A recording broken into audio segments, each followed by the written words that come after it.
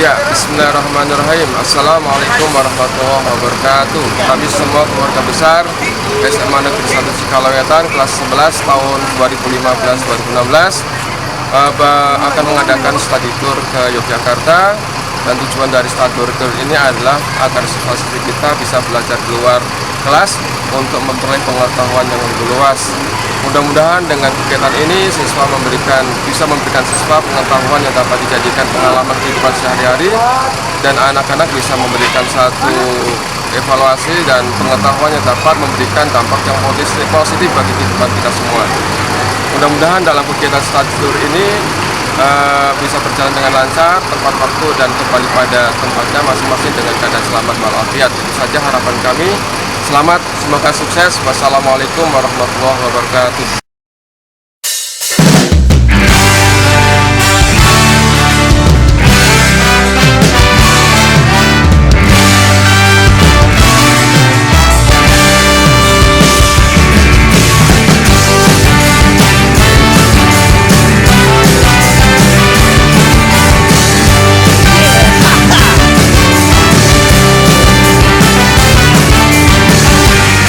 Whenever you feel top of something, just run fast by it so we know your burden.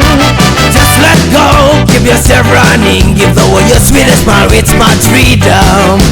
Happy loudings, always cheers up, forget the troubles, always cheers up, always cheers. Enjoy and take your life with ease. It's like a jet plane, living off the land, nothing stand on your way, stay only a little storm. Go to the cloud in the sky, that will keep you safe and warm.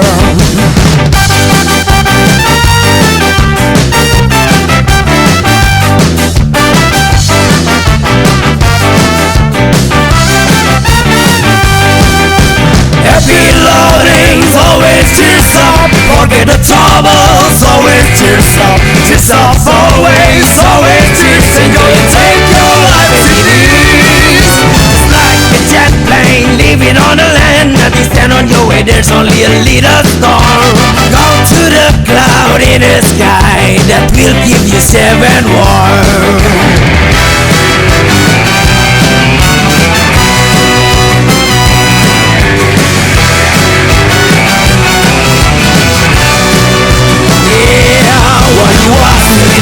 So any day, looking for a solution together. When the problem was solved, we've been gone and we're on on. hands side by side together.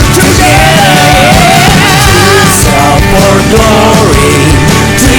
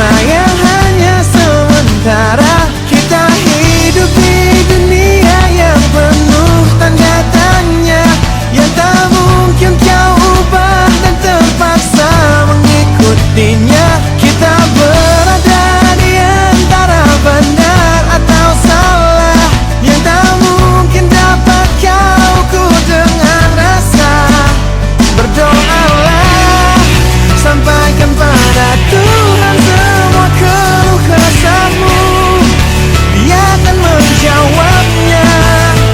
Percayalah, Dia akan menunjukkan kasih-Nya kepadamu yang lalui jalannya. Percayalah,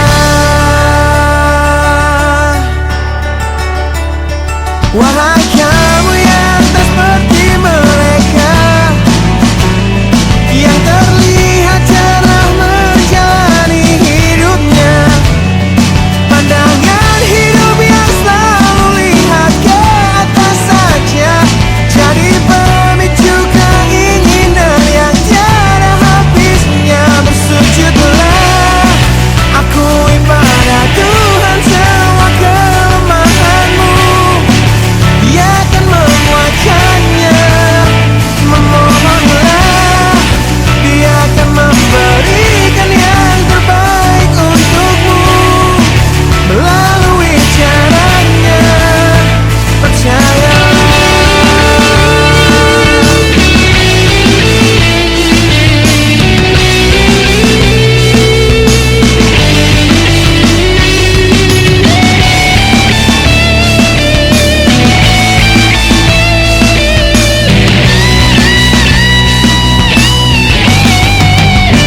Berdoalah, sampaikan pada Tuhan semua keluh kesahmu, Dia akan menjawabnya. Percayalah, Dia akan menunjukkan kasih-Nya kepadamu yang lalui jalannya. Bersujudlah, akui pada Tuhan semua kelemahanmu, Dia akan menguatkannya. Memohonlah, Dia akan memberikan yang terbaik untukmu melalui caranya. Percayalah.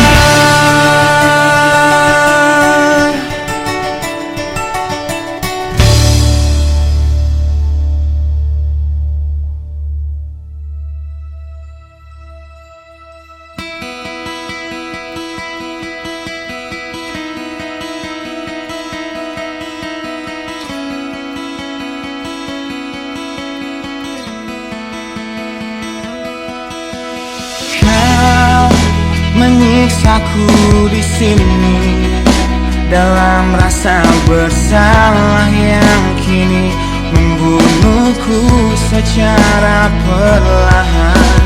Kau selalu menghindar dari aku yang selalu mencoba ungkapkan semua lewat tatap mata ini. Ternyata maafmu tak pernah pantas untukku.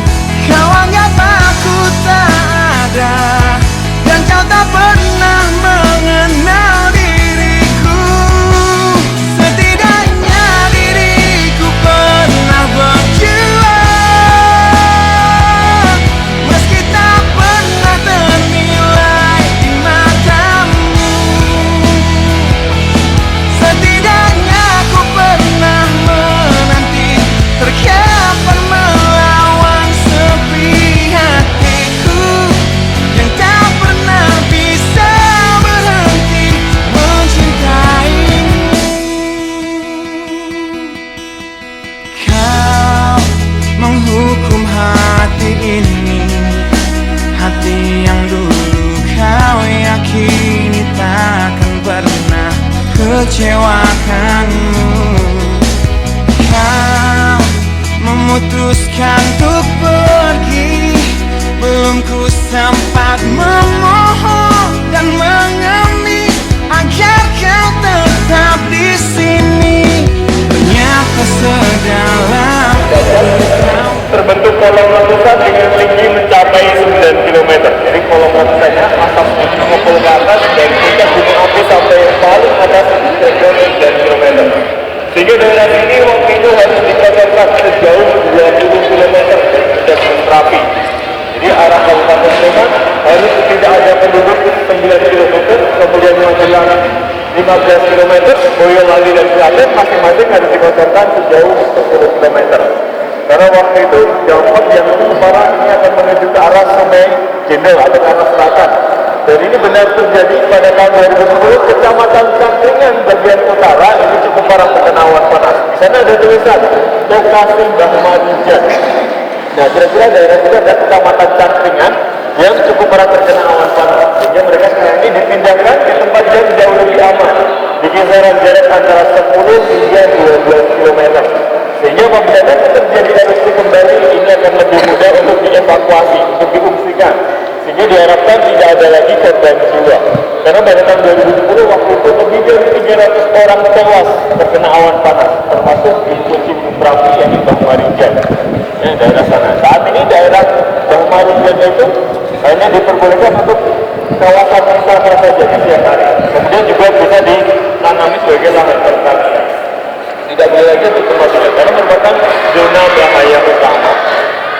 Gunung Merapi ini merupakan gunung api muda, terjadinya tidak lebih dari 100.000 tahun yang lalu dan merupakan salah satu gunung api yang teraktif di dunia. Sebelum muncul Gunung Merapi, muncul dulu Gunung Turbo dan Gunung Tawangan. Di sana ada dua bukit kecil, ya? Turbo dan Tawangan. Ini usianya antara 60.000 hingga 8.000 tahun yang lalu. Kemudian pusat aktivitas Gunung Merapi saat ini ada di puncaknya, namanya Gunung Anyar, ada di paling atas.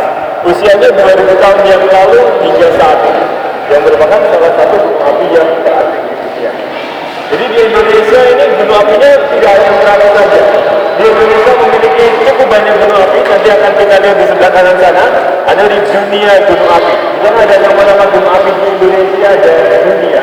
Begitu juga nanti ada bentuk-bentuk tipe-tipe erupsi dan juga dampak yang diakibatkan oleh letusan gunung api.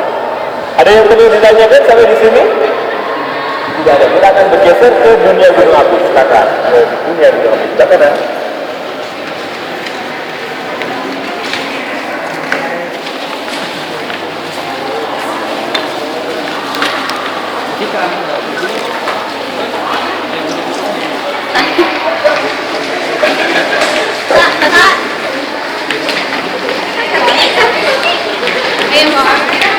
Sekarang di sebelah kanan ini ada peta Indonesia.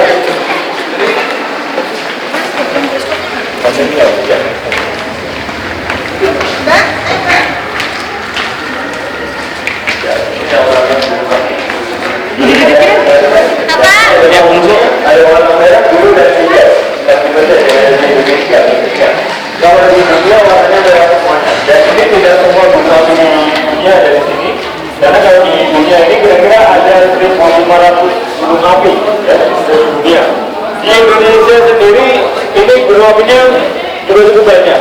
Kalau saya nyalakan semuanya seperti ini. Nah, ini warna merah, biru dan hijau. Ini semua gunung api aktif di Indonesia. Totalnya ada 127 gunung api. Dibagi menjadi 3 tipe. Yang pertama adalah gunung api tipe A. Ini warnanya merah. Jumlahnya ada 77 gunung api. Di mana gunung api ini setelah tahun 1600 masih mengalami erupsi. Atau disebutnya ya gunung api yang memang aktif ya, setelah tahun 1600 masih terjadi erupsi. Meskipun hanya satu kali. Bisa Gunung Merapi, Tangkuban Perahu, Krakatau, itu gunung api tipe A. Kemudian yang kedua adalah gunung api tipe B. Di mana gunung api ini setelah tahun 1600 tidak mengalami erupsi atau disebutnya gunung api tidur. Di Jawa Barat ada Gunung Papua atau di Bali Selatan, yaitu Ciwidey di sini, Gunung Kawah Putih yang seribunya. Ada juga gunung api tipe B ini kemudian erupsi kembali. Ada di Sumatera Utara, yaitu Gunung Sinabung. Kalau saya pencet, Gunung Sinabung masih warnanya biru. Saat ini setelah 2010 terjadi letusan dan disebut gunung api tipe A. Yang ketiga adalah gunung api tipe C. Sepanjang sejarah manusia gunung api ini tidak diketahui kapan terjadinya erupsi. Di situ hanya disisakan sebuah lapangan Sumatera dan juga Umarola, ya, dia hanya mengeluarkan gas uap air dan juga asap belerang saja. Contohnya di Jawa Barat ada Kawah Manuk, Kawah Pemujang. Kemudian di ujung Indonesia ada Gunung Jogo di sana. Nanti ada Darussalam. Lalu di daerah Kalimantan, Sulawesi Barat, Nusa Tenggara dan di Papua ini tidak terdapat gunung api aktif karena keberadaannya jauh dari zona penunjaman atau lempeng tektonik. Di Indonesia itu dikelilingi oleh 3 lempeng, 2 lempeng samudra, 1 lempeng benua. Yakni ada lempeng Indo-Australia, lempeng Pasifik, dan di atas sana ada lempeng benua Eurasia. Kedua lempeng ini saling bertabrakan. Jadi ada yang bertabrakan, ada yang saling menjauh. Kalau di Indonesia ini saling bertabrakan atau subduksi. Jika ketika bertabrakan, ini lempeng benua jauh lebih kuat daripada lempeng samudra, sehingga terjadi penunjaman. Terjadilah pergesekan antar kedua lempeng tersebut, menimbulkan panas dan tanah ini menjadi cair. Kemudian magma naik, menembus zona yang lemah, timbullah gunung api di Indonesia. Yang prosesnya ini cukup lama ya, ribuan tahun. Gunung Merapi sendiri rasa hampir 100.000 tahun yang lalu dan disebut gunung api muda di Gunung Merapi. Nah, inilah gunung-gunung api aktif di Indonesia. Beda-beda nanti akan kita tahu di mana lokasinya. Yang pernah meletus cukup dahsyat contohnya Gunung Tambora. Tambora, Krakatau, Toba itu termasuk gunung api yang pernah meletus cukup dahsyat. Kemudian Gunung Tambora ini pada tahun 1815 pernah meletus dan akibatnya tidak ada musim panas dalam 1 tahun karena abu vulkaniknya ini ketinggiannya 40 km dan volume materialnya mencapai 33 km kubik waktu itu. Mengakibatkan tidak ada musim panas 1 tahun. Luar biasa. Contohnya di kami kiri, Raja Gunung Api Indonesia.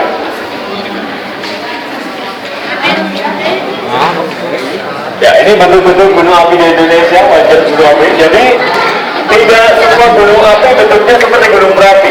Gunung Merapi ini adalah gunung api yang bertipe strato atau kerucut berlapis. Kemudian ada gunung api yang bertipe kubah, contohnya bisa Gunung Kelut. Ada gunung api yang bertipe kaldera, ini cirinya dia memiliki kawah yang sangat lebar, seperti contohnya Gunung Bromo atau Gunung Tambora. Gunung Tambora ini diameternya 7 km, kedalamannya 1 km. Kemudian ada gunung api yang bertipe mar, jadinya dia memiliki danau vulkanik, seperti contohnya Kawah Ijen atau Gelimoto. Jadi pada dasarnya letusan itu dibagi menjadi 2, ada letusan efusif, ada juga letusan eksplosif. Letusan efusif itu ditandai dengan adanya leleran, jadi meleleh seperti ini. Sedangkan letusan eksplosif itu ditandai dengan adanya ledakan, seperti contohnya Krakatau, Sendelen, Pinatubo, kemudian Redo, begitu letusannya eksplosif. Nah, berdasarkan karakternya dibagi menjadi 6. Ada tipe Hawaiian, Merapi, Pelean, Strombolian, Vulkanian, dan Klinian. Tipe Hawaiian atau tipe seperti gunung api di Kilauea ini, dia adalah tipe letusan yang paling kecil energinya. Dengan tipe Klinian ini energinya paling besar, seperti Gunung Redo, Pinatubo, atau Sendelen. Kalau di Indonesia pernah terjadi di Krakatau dan juga Tambora. Itu tipe Klinian. Ada juga diukur dari segi volume materialnya, ada menggunakan indeks letusan gunung api dari mulai skala 0 hingga skala 7. Gunung Merapi pada tahun 2010 waktu itu meletus dengan skala 4 ya, WI 3/4. Waktu itu terjadi letusan secara eksplosif dan efusif. Materialnya di atas 100 juta meter kubik. Ada kira-kira waktu itu mencapai 130 juta meter kubik. Sehingga menurunkan tinggi gunung api. Dulunya tingginya 2.978 meter di atas permukaan air laut, sekarang ini 2.917 meter. Kita lihat foto puncaknya.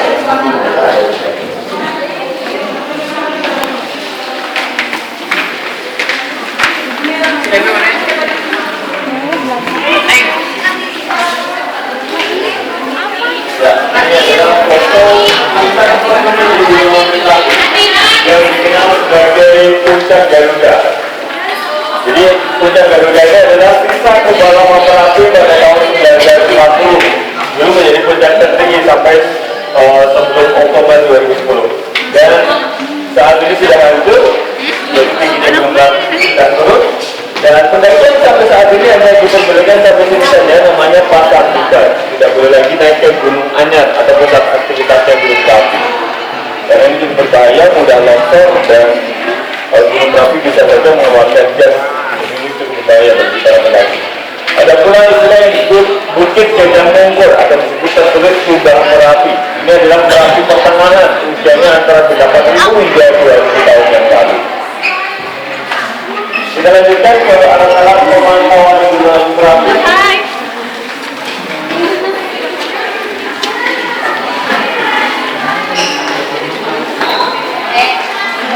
Si Pink Gading Melati. Nyai Gading Melati adalah pimpinan pasukan Marmu Galus di Gunung Merapi. Diceritakan selalu berpakaian warna hijau, berwajah cantik, dan sering muncul di mimpi warga sekitar lereng Merapi sebagai pertanda kalau Gunung Merapi ini mau meletus. Jadi dipercaya bahwa Nyai Gading Melati ini adalah hantu yang baik karena dia memberitahu kalau Gunung Merapi mau meletus. Caranya dia datang melalui mimpi di warga sekitar lereng Merapi. Namun saat ini sudah ada alat canggih yang digunakan untuk mengamati gunung Merapi. Seperti di belakang ini ada peralatan seismik, visual, kimia gas, deformasi. Jadi gunung Merapi diamati melalui 5 pos pengamatan. Cukup spesial gunung Merapi ini punya 5 pos pengamatan. Kalau yang lain sudah gunung 1 pengamatan. Di sini ada 5 pos pengamatan dari arah selatan, barat, dan juga utara.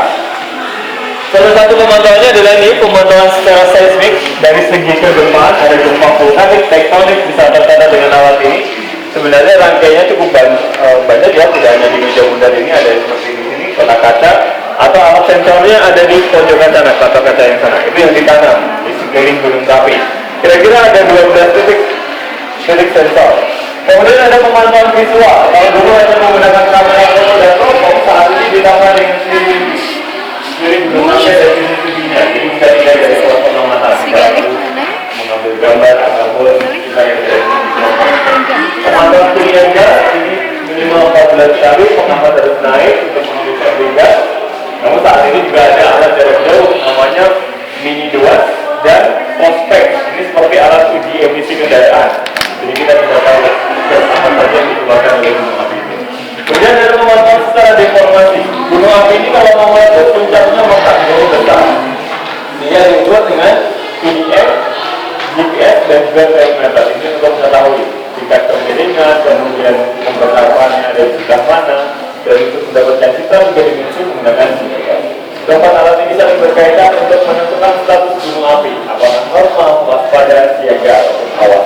Untuk saat ini masih aktif normal, jadi boleh juga boleh dimanfaatkan sebagai objek wisata. Kita lanjut contoh pendapat awan.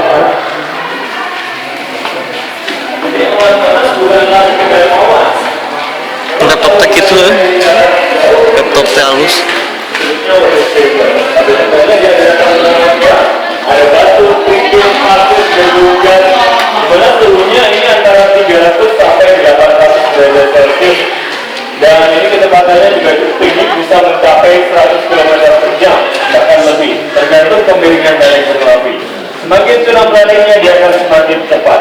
Jadi ini awan panas adalah bahaya utama di gunung api Merapi. Namun ketika sudah dingin seperti ini bisa dimanfaatkan sebagai bahan dasar bangunan, karena batu dan pasirnya kualitasnya sangat bagus. Saat ini ribuan truk ada di Sungai Gindol untuk mengambil batu dan pasir karena ini menjadi mata pencaharian mereka ya saat ini, karena mereka sudah kehilangan mata pencaharian yang lama dan ini mereka mengganti seperti dari batu dan kemudian ada yang disebut bui gunung api atau yang batu muda seperti di Jakarta ini. Ini adalah lava yang dikatakan jadi dasar eksplosif dan mengubah. Sebelum mencapai ke permukaan bumi dia sudah menjadi dua. Dia bahasanya tidak sempurna. Dan yang ini contoh lava. Dampak yang dia bebaskan pada tahun 2006, belakangan ini ada sebuah sepeda motor.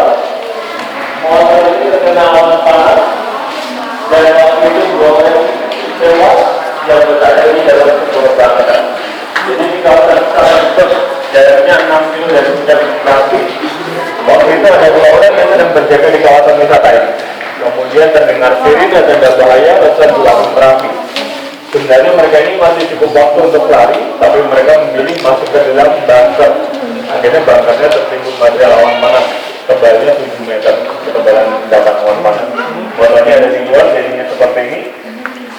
Evakuasi dilakukan 3 hari setelah erupsi, karena saat itu juga mau dilakukan evakuasi, suhu permukaan ini sangat panas sekali, kira-kira 400 sampai 500 derajat Celcius. Kemudian setelah 3 hari suhu permukaan sudah mulai menurun, kira-kira masih 120 derajat, tapi waktu itu dilakukan evakuasi dan tinggal bakar suhunya mencapai 700 derajat Celcius. Jadi 2 orang ini seperti teropen di dalam bunker, ditemukan mereka sudah tewas. Nah, saat ini bunkernya masih utuh, digunakan untuk objek wisata, lavatur. Jadi kalau naik bis wisata atau motor trail ini bisa sampai ke daerah ini. ditanyakan? Ya, kalau di sebelah kiri ada foto monyet ya, karena waktu itu peringatan dini tradisional itu menggunakan hewan-hewan. Banyak hewan yang turun ke pemukiman warga, ada monyet, ada macan, ada kijang gitu, dia bisa turun. Karena memang shock vulkanik atau gempa vulkanik ini frekuensinya lebih didengar oleh hewan daripada manusia. Jadi mereka ini merasa terganggu, akhirnya mereka turun. Jadi peringatan dini tradisional bahwa Gunung Api Merapi ini aktivitasnya mulai meningkat. Selanjutnya ke lantai 2.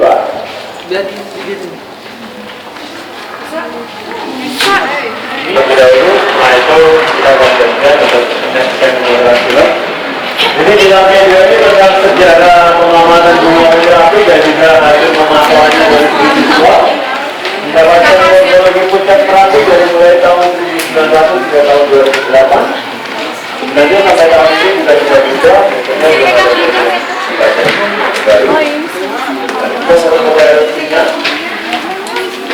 mau sambil foto-foto karena hanya dilarang duduk di pembahasan koleksi dan juga di kursi yang ada di dalam.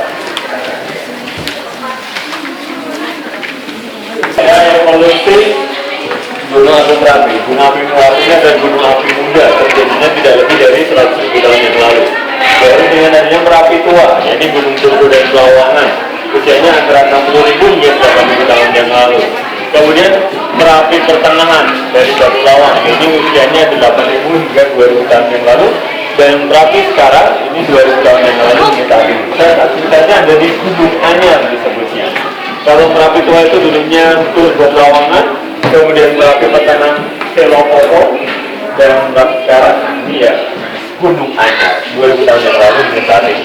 Jadi kalau kita bilang gunung dua, ini kegiatan Merapi dan Merapi tantasannya, karena ini merupakan gunung api bertipe stratovolcano, jadi wujud berlapis. Ini ada di Jalan Malioboro atau di titik 0 di Jakarta.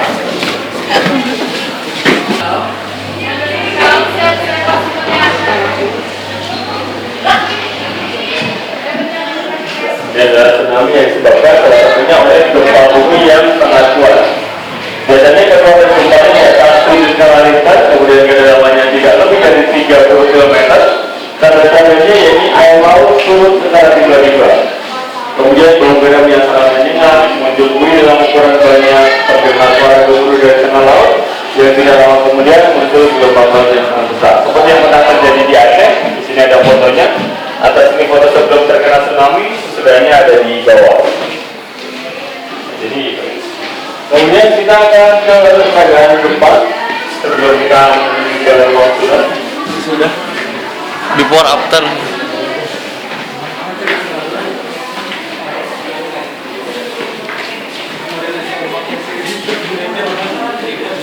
Yuk.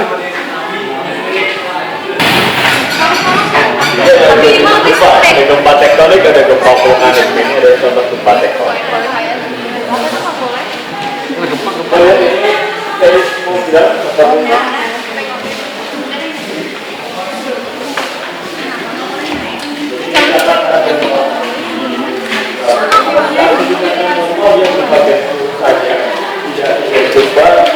Namun ketika terjadi gempa seperti ada garis itu.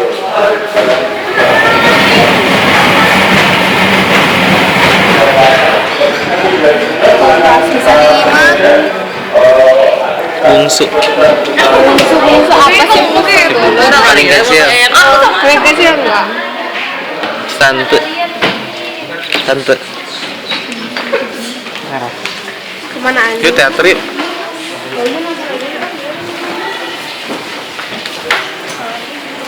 Harusnya juga ya, jombelnya.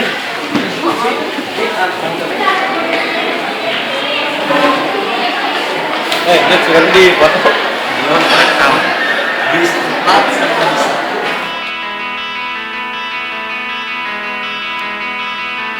Sejak saat kau terbang menjauh dariku, sudah 2 kali Valentine ku lewati tanpamu. Ku hadapi datangnya rindu menyakiti. Dengan gagah ku kan selalu menjaga hati ini, hingga nanti kau kembali ada dalam pelukku. Takkan pernah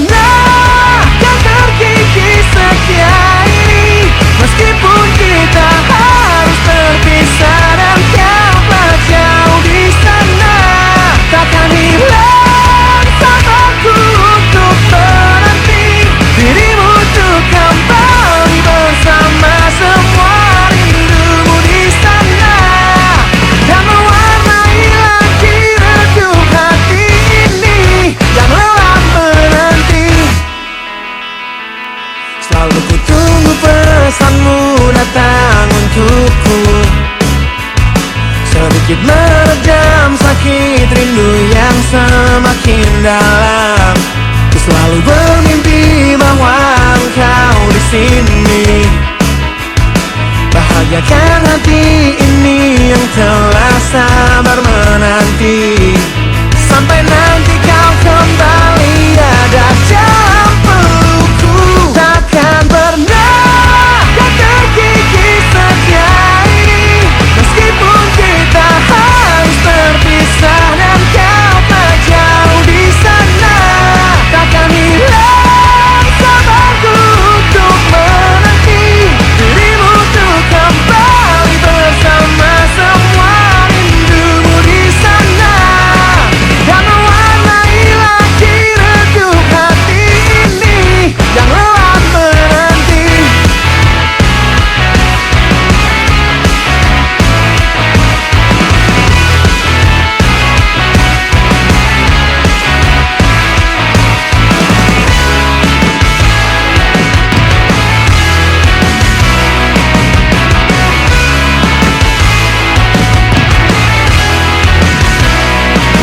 Hingga nanti kau kembali ada dalam pelukku, takkan pernah kau terkikis setia ini. Meskipun kita harus terpisah dan kau tak jauh di sana, takkan hilang sabarku untuk menanti dirimu untuk kembali bersama semua rindumu di sana, dan mewarnai lagi redup hati ini yang lelah menanti.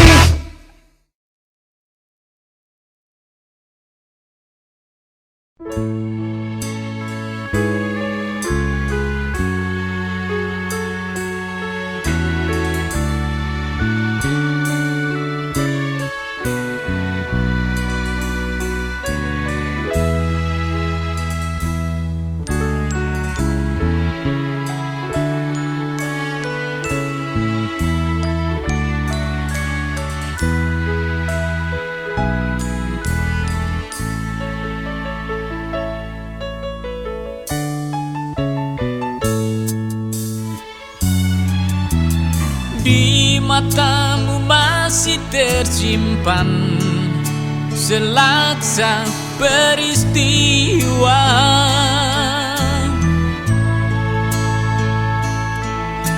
benturan dan hempasan terpahat di keningmu.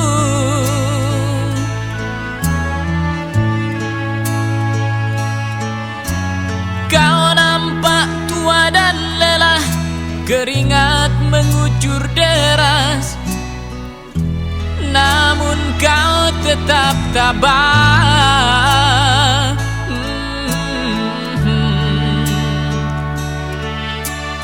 Meski nafasmu kadang tersengal, memikul beban yang makin syarat, kau tetap bertahan.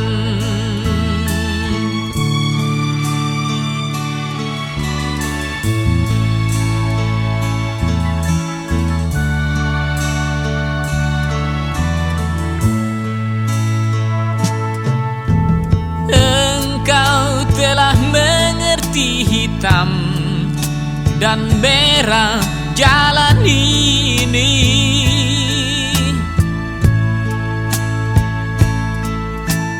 Keriput tulang pipimu gambaran perjuangan.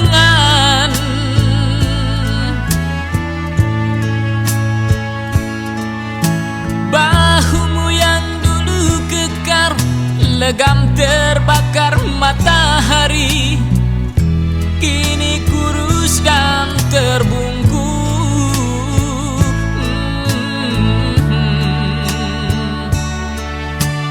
Namun semangat tak pernah pudar,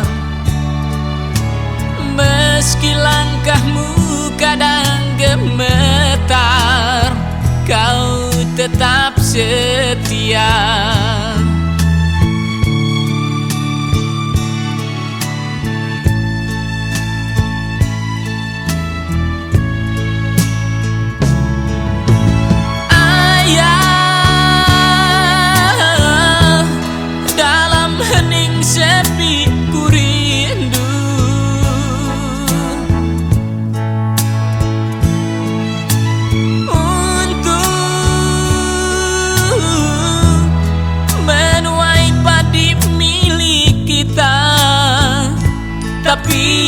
kerinduan, tinggal hanya kerinduan. Anakmu sekarang banyak menanggung beban.